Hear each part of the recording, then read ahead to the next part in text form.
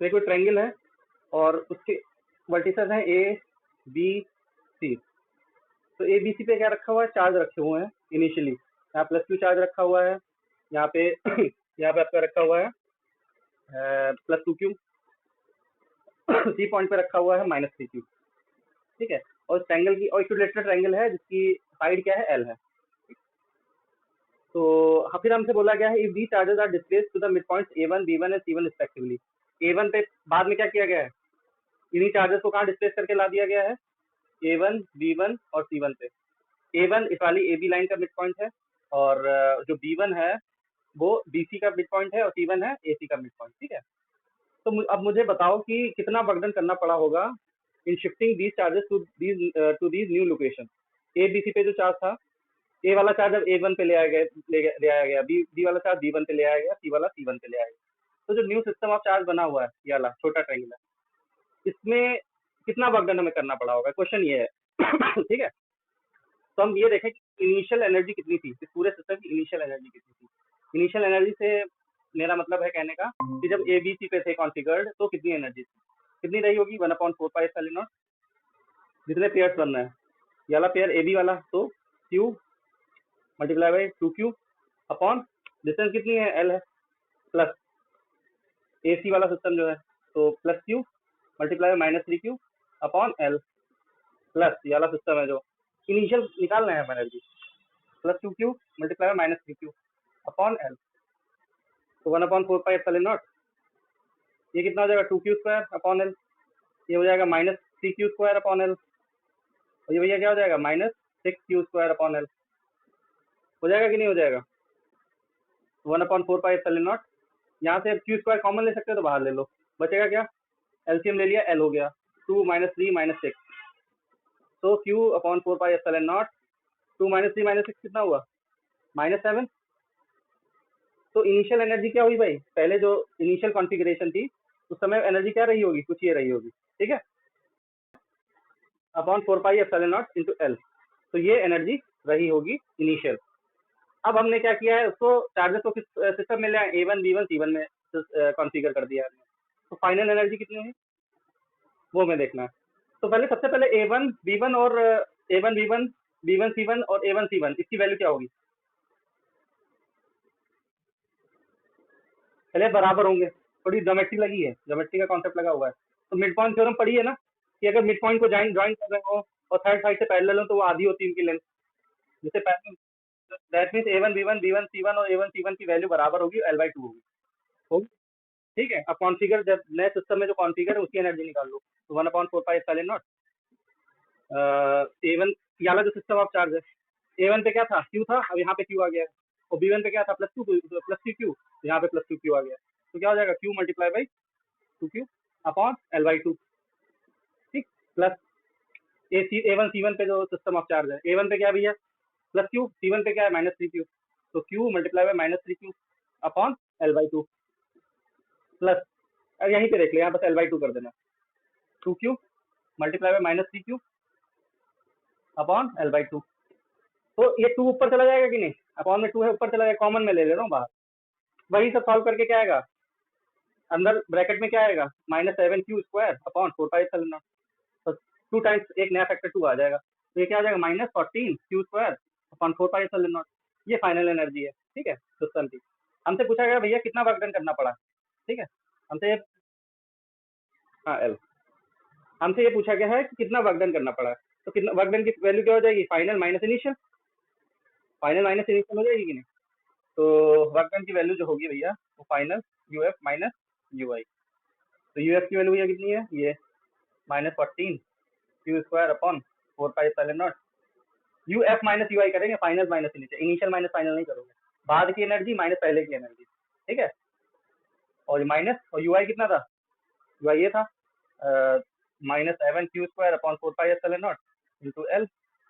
तो सॉल्व करके बताओ कितनी वैल्यू हो जाएगी। देखो ये प्लस हो जाएगा, ये माइनस है, तो माइनस वाला पोर्शन ज्यादा बड़ा है, आधा हो जाएगा, यानी कि 7Q² अपॉन 4πε0 इंटू, ये आंसर आ जाएगा। इतना ही वर्क डन हमें करना पड़ेगा to configure these charges to the new location A1 B1 and C1।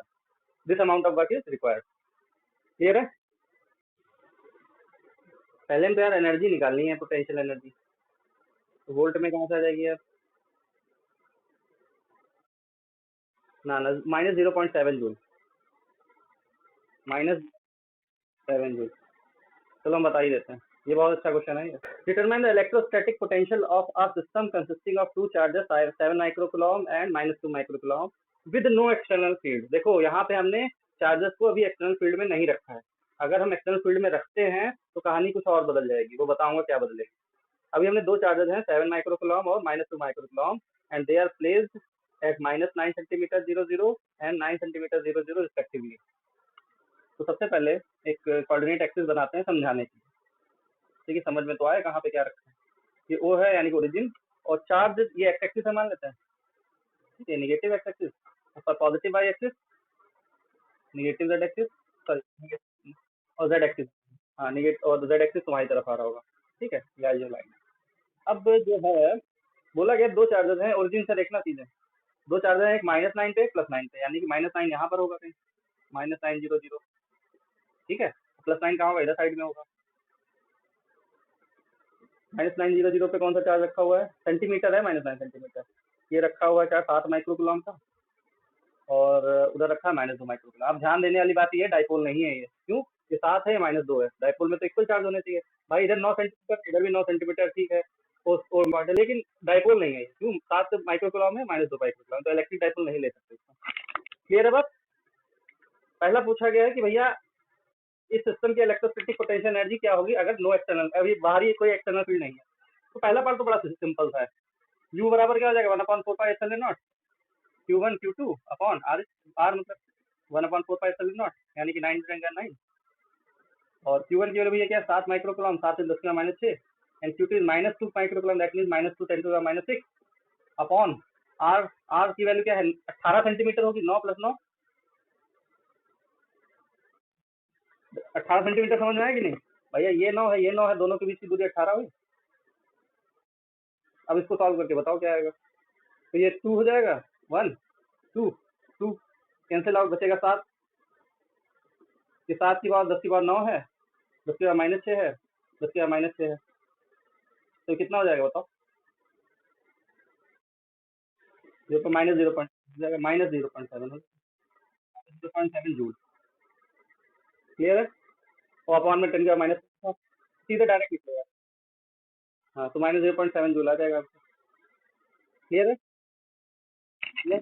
तो यार ये ध्यान रखो ना, तुम्हें बता चुका हूँ, पहला पार्ट समझ में आ गया भाई, अभी नोट ना करो, सीधे मैं बता ही दे रहा हूँ।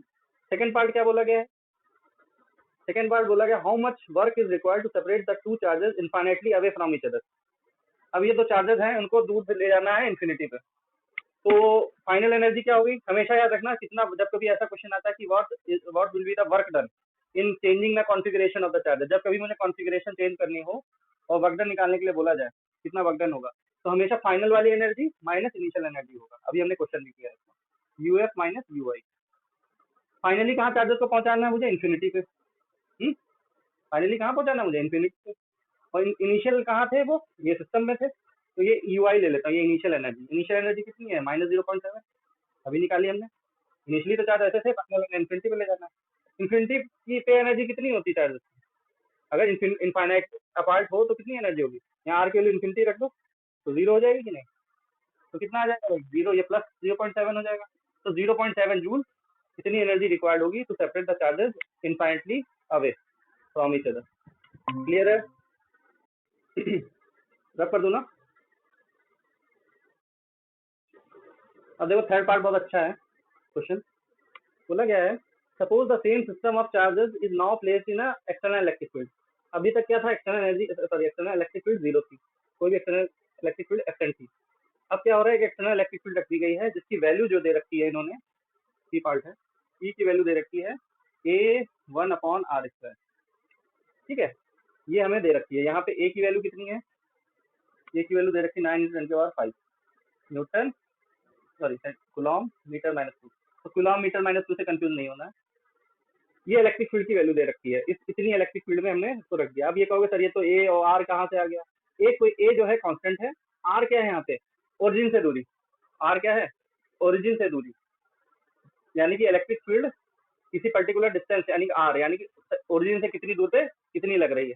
तो आर की वैल्यू तो चेंज हो सकती है भाई, यहाँ पे कुछ आर की वैल्यू कुछ और होगी, ओरिजिन से दूर चले जाओगे कुछ और हो जाएगी। ठीक है, कहने का मतलब ये माना गया है कि इलेक्ट्रिक फील्ड का ओरिजिन ये जो आर डिस्टेंस है, तो आर डिस्टेंस हमें लेनी है कहाँ से, ओरिजिन से लेनी है। ठीक है, कितना समझ में आ गया। अच्छा, इलेक्ट्रिक फील्ड अगर ये है तो पोटेंशियल की वैल्यू क्या हो जाएगी, इसी इलेक्ट्रिक इलेक्ट्रिक फील्ड की, जब इलेक्ट्रिक फील्ड इंटेंसिटी की ये वैल्यू है, तो इसी के करस्पॉन्डिंग पोटेंशियल की वैल्यू क्या हो जाएगी, इसी के करस्पॉन्डिंग पोटेंशियल की वैल्यू क्या हो जाएगी बताइए।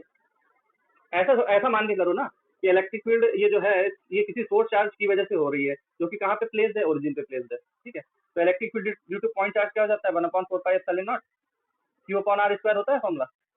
ठीक, तो ये तो पोर्शन दिख रहा है तुम्हें, यही ए है, यही क्या है, ए। क्लियर है, ये पोर्शन ए है। तो तो इस पूरे जगह इस पूरी जगह पे वो मैंने रिप्लेस कर दिया किससे, ए से यहाँ पे, और अपॉन में आर स्क्वायर है, तो ई इक्वल टू क्या हो जाएगा, ए अपॉन आर स्क्वायर हो जाएगा। ऐसे समझो चीजों को। तो मान लेते कोई क्यू वगैरह दे नहीं रखा है सोर्स चार्ज की, जिसकी वजह से इलेक्ट्रिक फील्ड जनरेट हो रही है। अब मुझे बताओ, अगर इलेक्ट्रिक फील्ड की वजह से, पॉइंट चार्ज की वजह से इलेक्ट्रिक फील्ड की वैल्यू ये है, तो पोटेंशियल की वैल्यू क्या होगी पॉइंट चार्ज की वजह से, 1/4π, यहीं पे मैं लिख दे रहा हूँ, v equal to 1/4π Q upon R. समझ रहे हो ना भैया। तो क्यू 1/4π epsilon naught Q upon R, Q ये हमने क्या ले रखा था, 1/4π एप्सिलॉन नॉट, क्यू की वैल्यू क्या ले रखी थी, ए। तो इसी के करस्पॉन्डिंग पोटेंशियल की वैल्यू क्या होगी, ए अपॉन आर होगी कि नहीं। क्लियर है। तो इलेक्ट्रिक फील्ड तो दे रखी, लेकिन हमें इलेक्ट्रिक फील्ड से नहीं मतलब रखना है, हमें किससे मतलब रखना है, पोटेंशियल से। या फिर एक और तरीका है पता करने का, equal to V upon r होता है, डी अपॉन डी आर होता है, यहाँ पे हम वी अपॉन आर लिख सकते हैं। ठीक है, तो वी इक्वल टू क्या होता है, ई आर होता है, ऐसे भी कर सकते हैं, हालांकि बात तो वही हो रही है। तो ई मल्टीप्लाई बाय आर करोगे तो नीचे वाला आर स्क्वायर कैंसिल आउट हो जाएगा, बचेगा एक आर, वही है। ये भी एक तरीका है, समझ गए। जो एक्सटर्नल फील्ड है वो, उसकी वजह से जो पोटेंशियल, इलेक्ट्रिक पोटेंशियल है वो ये है। ठीक, अब हमें क्या पता करना है, हमने आगे क्वेश्चन में बोला गया what would be the electrostatic energy of the configuration भी। अब देखो बातें बदल गई। अब क्या है, एक एक्सटर्नल इलेक्ट्रिक फील्ड है और एक्सटर्नल इलेक्ट्रिक पोटेंशियल में इन दो चार्जेस को रखा है। तो जो टोटल एनर्जी जो होगी, समझ रहे हो, ध्यान से सुनना मेरी, जो टोटल एनर्जी होगी वो क्या होगी भैया, यू। वो तो ऑलरेडी इस चार्ज की इन दो चार्ज की कॉन्फिगरेशन की वजह से जो एनर्जी थी, जो कि कितनी थी, -0.7 जूल थी, वो तो रहेगी रहेगी। ठीक है, तो पहले जो इन दोनों चार्जेस की जो कॉन्फ़िगरेशन थी उसकी वजह से जो एनर्जी थी वो तो रहेगी रहेगी, तो वो -0.7 थी। प्लस अब एक्सटर्नल पोटेंशियल में चार्जेस रखें तो उनकी वजह से भी तो कुछ एनर्जी आएगी कि नहीं आएगी। तो जब कभी याद करना एक्सटर्नल इलेक्ट्रिक फील्ड में चार्जेस को रखते हैं तो क्या होता है, चार्जेस की जो ऑलरेडी जो कॉन्फ़िगरेशन है उनकी वजह से एनर्जी थी वो तो रहेगी रहेगी, plus external potential multiply by charge, जो भी चार्ज होगा इंडिविजुअल चार्जेस, जैसे Q1 क्या है हमने माना है 7 माइक्रोकुलम, तो V मल्टीप्लाई बाय Q1 कर देना है। पोटेंशियल मल्टीप्लाई बाय चार्ज क्या होता है, वर्क डन होता है कि नहीं होता है, और वर्क डन ही एनर्जी होती है। तो वी क्यू किसके बराबर है, वी मल्टीप्लाई बाय क्यू की यूनिट क्या होती है, जूल ही होती है कि नहीं होती है। तो ये external potential multiply by individual charge, plus ये भी एक चार्ज है, या Q2 हो जाएगा। तो ये आपकी कुछ एनर्जी हो जाएगी टोटल। समझ में आ गया क्यों भाई, याद रखना इंपॉर्टेंट टॉपिक है ये वाला जो आप मैंने बताया। तो क्या हो जाएगा, -0.7 प्लस वी की वैल्यू क्या है, ए अपॉन आर। आर क्या है देखो, Q1 आर यहाँ पे क्या है, R1, R1 मान लेते हैं, R2 -0.7 प्लस ए की वैल्यू कितनी है, तो कांस्टेंट है 9 × 10⁵ R1 की वैल्यू बताओ, यानी कि Q1 जहाँ Q1 कितनी डिस्टेंस पे प्लेस्ड है, माइनस नहीं लोगे, डिस्टेंस माइनस में नहीं होती। ठीक है, तो 9 सेंटीमीटर, 10 - 2, 10 - 2 भी करोगे बिकॉज सेंटीमीटर में। Q1 की वैल्यू बताओ बेटा, 7 माइक्रोकुलम, और ए अपॉन R2 ये 9 × 10⁵ ही रहेगा। R2 की वैल्यू बताओ, ये भी 9 है, देखो 9 पे। अगर 3 चार्ज होते तो 3 का लेते, अगर सपोज एक और चार्ज यहाँ पे दे दिया होता तो पहले इनिशियल एनर्जी निकालते इस कॉन्फ़िगरेशन की, एक ट्रायंगल टाइप का बन रहा होता। ठीक है, फिर हम क्या देखते हैं, अगर एक्सटर्नल इलेक्ट्रिक फील्ड में सिस्टम को रखा जाता तो ये कॉन्सेप्ट यहाँ पे प्लस वी Q3 लिख देते। ठीक है, अपॉन 9 × 10⁻², और चार्ज कितना भैया, -2 माइक्रोकुलम। चार्ज की वैल्यू लेके करोगे, चार्ज का साइन लोगे लेकिन डिस्टेंस का साइन नहीं लिया जाता, तो -2 × 10⁻6। इसको सॉल्व करके बताओ भैया कितना आंसर है। तो याद रखना, जब कभी एक्सटर्नल इलेक्ट्रिक फील्ड में रखा जाता है तो क्या होता है, जो पोटेंशियल एनर्जी होती है चार्जेस की, तो क्या होती है, पोटेंशियल मल्टीप्लाई बाय चार्ज। अगर 10 चार्जेस हैं तो 10 बार अलग अलग से मल्टीप्लाई करोगे, और आर क्या होता है, वहाँ पे डिस्टेंस होती है पर्टिकुलर चार्ज से। पोटेंशियल की डिस्टेंस, यानी कि उस पॉइंट पे कितना पोटेंशियल है। तो v यहाँ पे कुछ और होगा। अब यहाँ पे हालांकि यहाँ और यहाँ पे बराबर होगा कि सेंटर से बराबर डिस्टेंस पे हो सकता है 10 सेंटीमीटर का होता तो कुछ और पोटेंशियल होता। कहने का मतलब जब भी हो तो पॉइंट चार्ज को सेंटर पे मान के, ओरिजिन पे मान के करना है, ठीक है, सोर्स चार्ज को 9.3 जूल, ठीक है। तो बोला गया है फाइंड द एक 2 पॉइंट चार्जेस हैं q and minus q are located at point 0,0, minus a and 0,0, a respectively. दो चार्जेस हैं। तो अब देखो यहाँ पे z एक्सिस पे रखे हुए हैं, 0,0 माइनस ए है और 0,0 प्लस ए पे है। तो z एक्सिस वाला मान लेते हैं हम, ये क्या है, पहला z एक्सिस मान लेते हैं और ये वाला y एक्सिस मान लेते हैं। अपनी जरूरत के हिसाब से मान सकते हो। z एक्सिस अगर ये मानना चाहते हो तो ले सकते थे, y एक्सिस ये ले सकते थे, भाई तीनों म्यूचुअली परपेंडिकुलर होते हैं तो अपने हिसाब से ले सकते हैं, ठीक है। x एक्सिस ये वाला मान लेते हैं।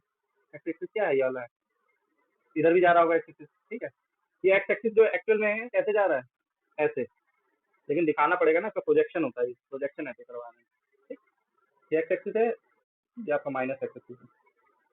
बोला गया कि दो पॉइंट चार्जेस हैं जो कि रखे हुए हैं माइनस क्यू और प्लस क्यू, दोनों एक ही डिस्टेंस पे रखे हुए हैं 0,0, ये प्लस ए पे रखा हुआ है और दूसरा रखा हुआ है 0,0 माइनस ए, क्लियर है। ये तो इंट्रोडक्शन था। फिर बोला गया फर्स्ट पार्ट कि find the electrostatic potential at 0,0, z and x, y, 0। तो हमें इलेक्ट्रोस्टैटिक पोटेंशियल पता करना है 0,0, z पे। तो 0,0, z, देखो z यहाँ पे मान लेते हैं हम कि a से बड़ा है, ये भी मान सकते हो कि छोटा है, ठीक है, वो डिपेंड करता है। अगर छोटा मान लो तब भी हो जाएगा, अभी हो सकता है z पॉइंट यहाँ पे लाई करा, z तो कोई लोकेशन तो दी नहीं उसने, z इससे ये से बड़ा भी हो सकता है, z छोटा भी हो सकता है, भाई z डिस्टेंस कैसी हो सकती है, उसे ये तो दे नहीं रखा कि बड़ी है छोटी, तो मैं बड़ा मान के करता हूँ। तो 0,0, z पे पोटेंशियल पता करना है और x, y, z पे पता, x, y, 0 पे पता करना है। अब बताओ मुझे x, y कहाँ पे लाई करेगा, x, y कहाँ लाई करेगा है, नहीं यार, नहीं, x, y, 0 कहाँ लाई करेगा, एक्स वाई प्लेन में, यानी कौन से प्लेन पे लाई करेगा, इमेजिन करना थोड़ा। इसको मैं पॉजिटिव एक्स एक्सिस ले लेता हूँ, नीचे वाला होगा ना नेगेटिव, ये पॉजिटिव वाला तुम्हारी तरफ जो आ रहा है वही है, कैसे मान लो से कोई फर्क नहीं पड़ेगा, बराबर ही रहेगा। तो ये जो आपका कहते हैं एक्स, वाई जो होगा, भाई जीरो तो है, यानी कि यहाँ पे इसकी वैल्यू क्या होगी, जेड की जीरो होगी वैल्यू, और एक्स और वाई की कुछ कोऑर्डिनेट्स हैं, एक्स वाई प्लेन में ही तो लाई करेगा, तो वो पॉइंट कहाँ होगा, इमेजिन करना थोड़ा। ये आपका क्या है, जेड एक्सिस है, ऐसे समझो, ये आपका क्या जेड लिया है मैंने, ये वाई लिया है और ये एक्स लिया है, तो वो लाई कहाँ करेगा, पॉइंट यहाँ पर लाई करेगा, ठीक, यहाँ पे कर सकता है, यहाँ पे कर सकता है, यहाँ पे कहीं लाई करेगा एक्स वाई प्लेन में, यहाँ जेड की वैल्यू जीरो है, क्लियर है। तो एक्स और वाई कहीं पॉइंट लाई कर रहा है यहाँ पर, एक्स वाई, 0 कहीं लाई करेगा। अब मुझे ये बताना है कि इन दोनों पॉइंट से पोटेंशियल की वैल्यू क्या है। तो बताओ क्या क्या पोटेंशियल होगा, पोटेंशियल की वैल्यू क्या होगी बताइए इन दोनों पॉइंट से। पहले हम इसकी बात कर लेते हैं, जेड वाले की। तो जेड वाले पे क्या पोटेंशियल होगा बताइए, 0,0, पी पॉइंट मान लेते हैं, इसको क्यू पॉइंट मान लेते हैं। तो बताओ इस वाले पॉइंट पे क्या पोटेंशियल रहेगा, इस वाले पॉइंट पे पोटेंशियल क्या रहेगा। तो पहले इसकी बात कर लेते हैं, पोटेंशियल एट 0,0, z क्या होगा पोटेंशियल बताओ। अरे यार इस पॉइंट पे पोटेंशियल क्या रहेगा, किसी भी पॉइंट पे पोटेंशियल की वैल्यू क्या होती है अगर वो चार्ज के आस पड़ोस रखा हो, इसकी वजह से पोटेंशियल इस पे और इसकी वजह से पोटेंशियल इस पे, ठीक है ना। तो इसकी minus q, V minus q की चार्ज की वजह से और वी प्लस क्यू चार्ज की वजह से, माइनस क्यू की वजह से, माइनस क्यू की वजह से क्या हो जाएगा भाई, 1/4πε0, इस चार्ज की दूरी माइनस क्यू अपॉन ए क्यों होगी भैया, इस चार्ज की दूरी पी से कितनी है, जेड, जेड माइनस है, अरे इस चार्ज को देखो ना, ये दूरी देखो ना, तो जेड माइनस ए प्लस इसकी बताओ, इसकी वजह से पोटेंशियल 1/4πε0, वी प्लस क्यू की वजह से बताओ।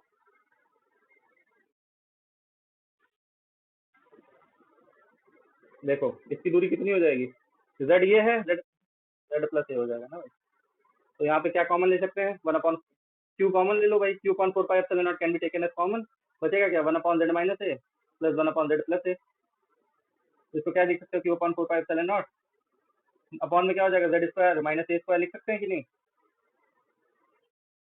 Z minus A Z plus A LCM लोगे तो Z square minus A square लिख सकते हैं। इधर क्या आ जाएगा, z plus A minus z minus A, तो ये क्या हो जाएगा, q upon 4πε0, Z Z cancel out बचेगा, सॉरी हाँ जेड जेड कैंसिल आउट हो जाएगा, 2a बचेगा, 2a upon Z square minus A square. ये पोटेंशियल हो जाएगा at point this. Note down कर लो, नोट डाउन कर लीजिए भाई।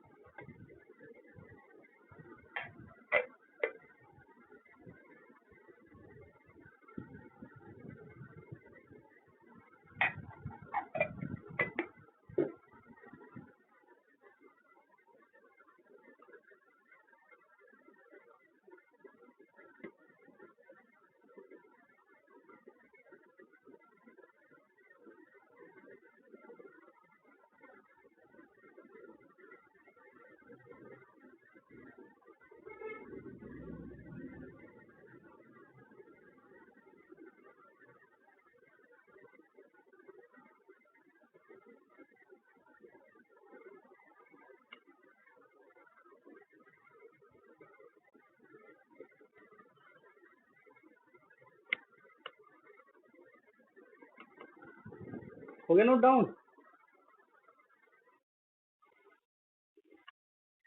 चलो कर लो।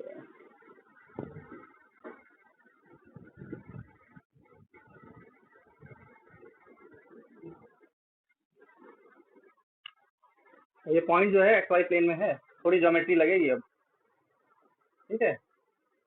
तो अब पोटेंशियल एट वो भी निकाल लेते हैं क्यू पॉइंट से, पोटेंशियल यहाँ भी लिख दे रहा हूँ, ठीक है, पोटेंशियल एट क्यू, क्यू पे पोटेंशियल क्या हो जाएगा, फिर वही बात हो जाएगी, माइनस की वजह से प्लस की वजह से। क्यू पॉइंट थोड़ा देखो ज्योमेट्री लग रही है यहाँ पे तगड़ी वाली 3D ज्योमेट्री। ये भैया कौन सा एक्सिस लिया हमने भाई, ये कैसा लिया है एक्स, ठीक है। पॉइंट कहाँ पे लाई करा, यहाँ पर देखो, अगर तुम्हें कंबाइन कर दूं ऐसे देखो, ये तुम्हारी तरफ आ रहा है, यहाँ पे पेन रख के बता रहा हूँ, ये क्या है एक्स एक्सिस है, तो पॉइंट यहाँ पे रखा हुआ है ऐसे, कौन सा पॉइंट, एक्स वाई जीरो, कहीं यहाँ पर रखा हुआ, प्लेन यहाँ पे मैं कॉपी रख दूँ यहाँ पे, तो इस प्लेन पे रखा हुआ है ये जो एक्स क्यू पॉइंट है, ठीक है, ऐसे रखा हुआ है यहाँ पर। अब मुझे बताओ, और नीचे भी आपका जेड एक्सिस है, यहाँ पे प्लस क्यू चार्ज रखा हुआ है या माइनस क्यू चार्ज रखा हुआ है, थोड़ा इमेजिन करना पड़ेगा भाई, इमेजिन नहीं करोगे तो बात नहीं बनेगी। एक ऐसा करता हूँ, तो प्लेन ले लेता हूँ, ज़्यादा अच्छे समझ में आएगा। तो यहाँ पे कहीं रखा हुआ है charge, sorry point, Q point कहाँ पर है, कहीं यहाँ पर है, यहाँ पर, यहाँ पे जेड की कोऑर्डिनेट जीरो है, एक्स और वाई के कुछ कोऑर्डिनेट हैं। अब मुझे बताओ इससे और इस वाले प्लस क्यू चार्ज से इस पॉइंट की दूरी बराबर होगी कि नहीं, भैया इस प्लेन में है, यानी ओरिजिन पे, एक तरीके से ओरिजिन के प्लेन पे लाई कर रहा है, इस वाले प्लेन पे, एक्स वाई प्लेन पे, ठीक है ना, समझ रहे हो ना। वाई जेड प्लेन क्या होता है, ये वाला एक्स वाई प्लेन पे लाई कर रहा है, ये एक्स है, ये आप सॉरी ये वाई एक्सिस है, ये एक्स एक्सिस है, जो तुम्हारी तरफ आ रहा है, ठीक, तुम्हारी तरफ वाला पॉइंट कहीं यहाँ पर है, इसकी इससे दूरी और इसकी इससे नीचे वाले से दूरी बराबर ही होगी कि नहीं होगी, हाँ कि ना, कि ओ से माइनस क्यू चार्ज भी सेम दूरी पे है और प्लस क्यू चार्ज भी ए दूरी पे है। तो हमें ये पता करना, पोटेंशियल निकालने के लिए दूरी भी तो पता होनी चाहिए चार्ज से, तो चार्ज की दूरी क्या हो जाएगी, दिमाग लगाइए, दिमाग लगाओ, X square plus Y square plus ए स्क्वायर हो जाएगी दूरी, अंडर रूट भी लगेगा, पाइथागोरस थ्योरम थोड़ी लगानी है, 3D में जो पाइथागोरस लगती है, एक्स स्क्वायर वाई स्क्वायर तो वो डिस्टेंस हो गई उस पॉइंट की, वो तो इसकी डिस्टेंस हो गई इस पॉइंट की आपकी पर्टिकुलर ओरिजिन से, इस वाले पॉइंट की, यहाँ पे जो पॉइंट है देखना, यहाँ पे पॉइंट है कहीं, ठीक है, पॉइंट यहाँ पर है, इस वाले पॉइंट की ओरिजिन से दूरी, ये मैंने ओरिजिन से लाइन खींच दी है, ठीक है, ओरिजिन से दूरी वाली लाइन ऐसे, ये पॉइंट की दूरी याली, ठीक है, ओरिजिन से पॉइंट यहाँ पे था, ये साले प्लेन पे पॉइंट कहीं यहाँ पे था, तो उस वाले पॉइंट की दूरी ओरिजिन से हो गई, जो आपकी परपेंडिकुलर वाली दूरी, और इसकी दूरी याली जो अब निकालोगे याली दूरी, तो पाइथागोरस याली दूरी कितनी है, x square plus Y square, और याली दूरी कितनी हो जाएगी, दिस प्लस जो ए सॉरी दिस प्लस ये वाली दूरी, ये भी तो हाइपोटेन्यूज हुआ, ये वाली दूरी भी तो हाइपोटेन्यूज हुई, ये दूरी भी तो हाइपोटेन्यूज हुई, दो बार हाइपोटेन्यूज की तरह का, ये भी हाइपोटेन्यूज से आया है। और ये जो दूरी निकालने वाला हूँ, ऐसे देखो, ये जो दूरी निकालने वाला हूँ पर्टिकुलर पॉइंट से, वो भी हाइपोटेन्यूज होगा। तो हाइपोटेन्यूज की दूरी क्या हो जाएगी, ये जो दूरी निकली है प्लस ए वाली दूरी जो है और उसका अंडर रूट, तो x square plus Y square plus A square will be the distance of minus q charge to the point from the point q, और वही दूरी क्या हो जाएगी, प्लस क्यू चार्ज की भी हो जाएगी। समझ में आ रही बस, थोड़ी 3D ज्योमेट्री, थोड़ा दिमाग लगाना घर पे, समझ जाओगे क्या मैं बोलना चाहता हूँ। तो बस, सब तो आसान हो गया काम। पोटेंशियल निकाल लो, v की वैल्यू क्या हो जाएगी, क्यू पॉइंट क्या है, x comma y comma zero, तो v क्या हो जाएगा इस पे, प्लस क्यू चार्ज की वजह से, यानी 1/4 epsilon naught plus Q upon under root x square plus Y square plus ए square plus 1/4 epsilon naught minus Q upon वही दूरी X square plus Y square plus ए स्क्वायर, अंडर रूट लगेगा, geometry का use हुआ है। तो answer कितना आ जाएगा बताओ, ये आंसर कितना, जीरो हो जाएगा यार, ये माइनस है ये प्लस है, बाकी चीज वैल्यू वही है, तो v की वैल्यू क्या होगी, जीरो। समझ में आ गई बात, ये इसमें थोड़ा डाउट हो रहा होगा कैसे है, तो ज्योमेट्री थोड़ा मैंने हालांकि समझाने की कोशिश की है, समझना उस चीज को। यहाँ से इस वाले उसकी दूरी और फिर जो z कोऑर्डिनेट है उसकी दूरी, तो ये तो बेस की तरह काम करेगा, ये परपेंडिकुलर की तरह काम करेगा, जो z वाला कोऑर्डिनेट है, ठीक है, और ये हाइपोटेन्यूज निकालना है, तो ये नोट डाउन कर लो।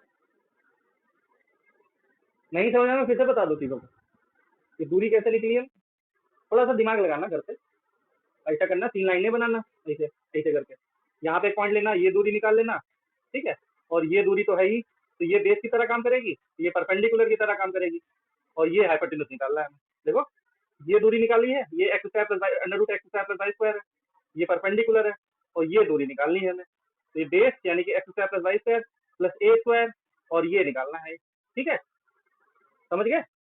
हाँ,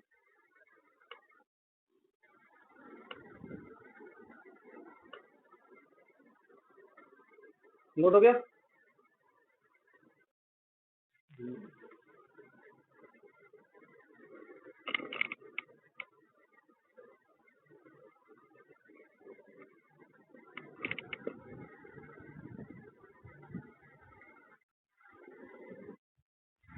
हो गया सेकंड पार्ट, सेकंड पार्ट में क्या बोला गया भाई,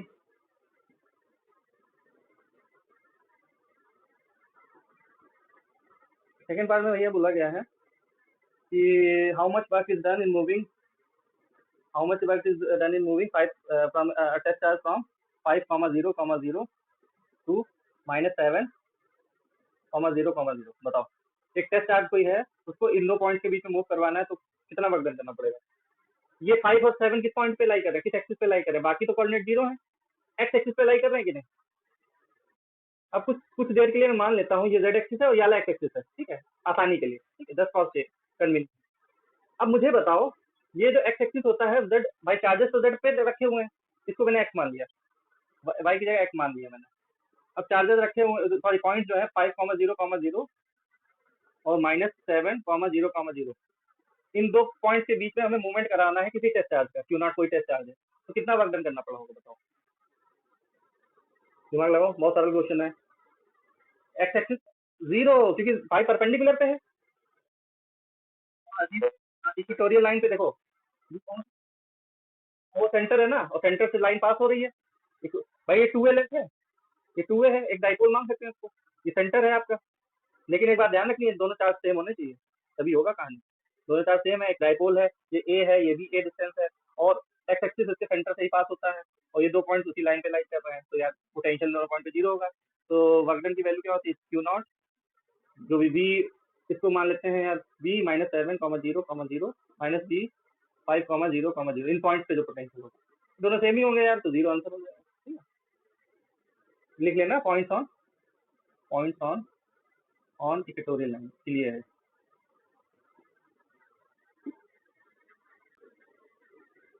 तो थर्ड पॉइंट का क्या आंसर हो जाएगा, know the work done will not depend on the path followed, वो इस पर डिपेंड नहीं करता है कि दो पॉइंट के बीच मोशन कैसे हुआ, कैसे मूव करवाया गया है, वो उस पर डिपेंड करता है इनिशियल कहाँ था पॉइंट और फाइनल पॉइंट कहाँ। थर्ड का आंसर हो जाएगा वो।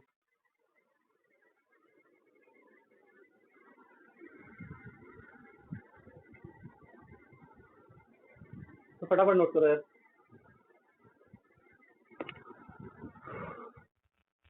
थर्ड वाला लिख लेना part no, work does not depend on path followed, ये करवा भी चुका हूँ मैं, ठीक है। फोर्थ क्या हो जाएगा, फोर्थ में देखो क्या बोला गया है, if the above charges now placed in the same positions in the uniform electric field, अब इन चार्जेस को कहाँ मैंने प्लेस कर दिया है, यूनिफॉर्म इलेक्ट्रिक फील्ड में प्लेस कर दिया है। What will the potential energy of the charges system in its orientation of unstable equilibrium, तो इनकी पोटेंशियल एनर्जी क्या होगी जब ये अनस्टेबल इक्विलिब्रियम में होंगे, बताओ इनका क्या फॉर्मूला होता है अनस्टेबल इक्विलिब्रियम के लिए। अनस्टेबल इक्विलिब्रियम में एनर्जी मिनिमम होती है कि मैक्सिमम होती है?